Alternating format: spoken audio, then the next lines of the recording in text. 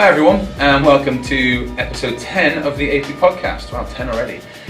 And this week's episode, we're going to show you a bit more of the video we put together with Rein from Epic Games. The video shows you a bit more of the daily goings-on of an enforcer when they're playing APB. It's in a bit more high detail than probably some of the videos you may have seen that cover it so far, like the ones from Gamescom or PAX. So hopefully you'll get a little more out of it than you may have in the past.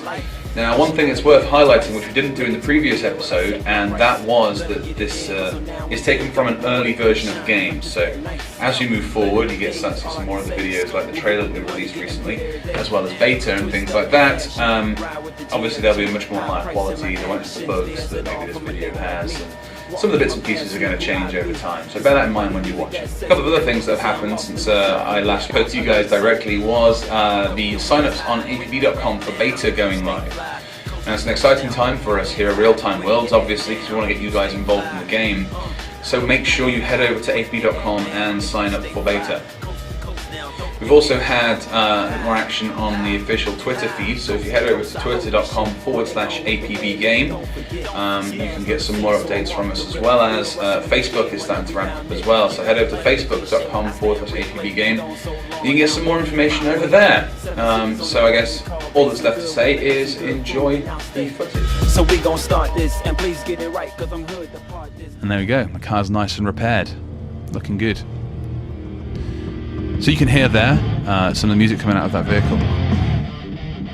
Oh, that's fantastic. And that's using the Last.fm technology, so we'll put a track on for everyone else to hear. So what'll happen is Last.fm will choose, if I don't have that exact same music track, it will be smart enough to find something very similar in my music library. That's right. So if the guy drives by and he's playing hip-hop and I don't have that exact same song, it'll find a hip-hop. Yep. That's brilliant. So the flavor is preserved even if you don't have the exact same That's right, he's giving off the image you want.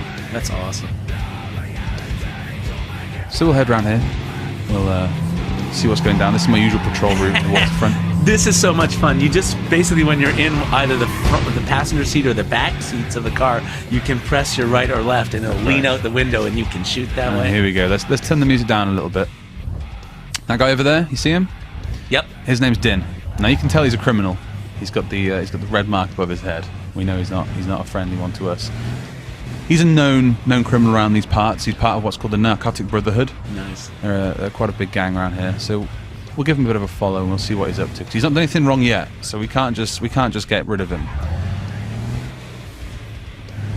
On this server, we can't just go in and kill anybody who we want. No, we can't. This is a standard rule set. We have got the Chaos rule sets as well. So explain the difference in the Chaos rule set. So Chaos rule set, you can pretty much do what you want. Criminals versus enforcers is just the law of the street. If you could go mess up somebody else's missions. If you really want to, you can just all gang up. Oh, here we go. Yep. See, he tried to break into the car and we caught him red-handed. So this is your screen now. That's me. So we're switching back and forth from your screen and my screen. So we'll just tell the people watching this when that happens. And there he is, dead. We took him out, Mark, for the first time. Ah, beautiful. You can see him just lying there. He's got his custom shirt. That's right. So just before we switched over there, we took on a mission for the first time. So what people can't see here is that on your screen, it came up with the mission invite and you accept right. it. And that's really simple. It's just yes or no. There's very simple key presses. The game's always telling you exactly what key to press. There's no guessing. That's right. I pledged up just before I met up with you, so yes. I was working for a contact, and he sent us out on this mission. And as you can see, the HUD's changed a little bit, ever so slightly. It's very subtle, but the top right-hand corner there you can see it's telling us where we need to go and what we need to do for this mission. How many stages we have, and of course, what the objectives are. Yeah, and I found the arrows on the screen, like a lot of times you play games that they're trying to give you a map live on the screen can be very confusing. I found this really cool. Can you explain how the arrows change their form to show you exactly where you're looking? So on the screen right now, you can see two different arrows.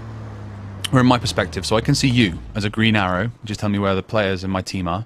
But the red arrows is also saying pick up there. And you see how it updates in almost a three-dimensional way and tells us where we're supposed to be headed to, what we need to pick up, what we need to drop off, and whereabouts You it look is. good, dude. Thanks. Yeah, I think about an hour into the game, I was already had a very good feeling for when the arrows are changing shape, where I should be going. And that's amazing. It's very difficult in games in a 3D world to know up, down, left, right. I mean, they do a very good job. The arrows change their location on the screen to indicate where you should go. And they also, like I say, they also morph their shape. That's right. That's And really, you find yourself watching those more and more as they get into the game, absolutely. right? Yeah.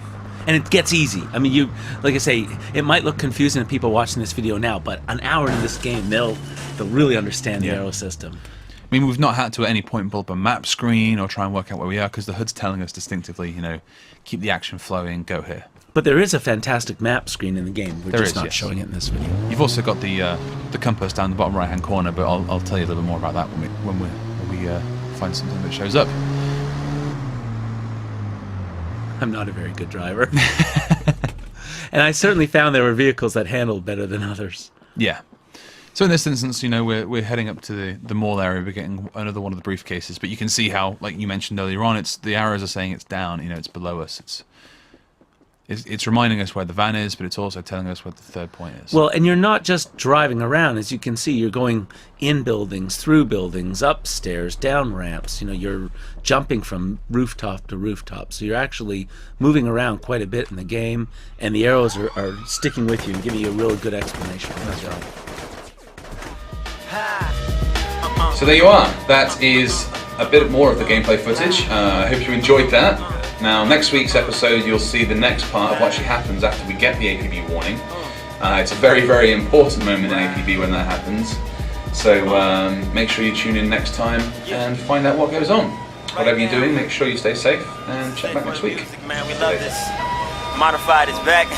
Bring your drums back in.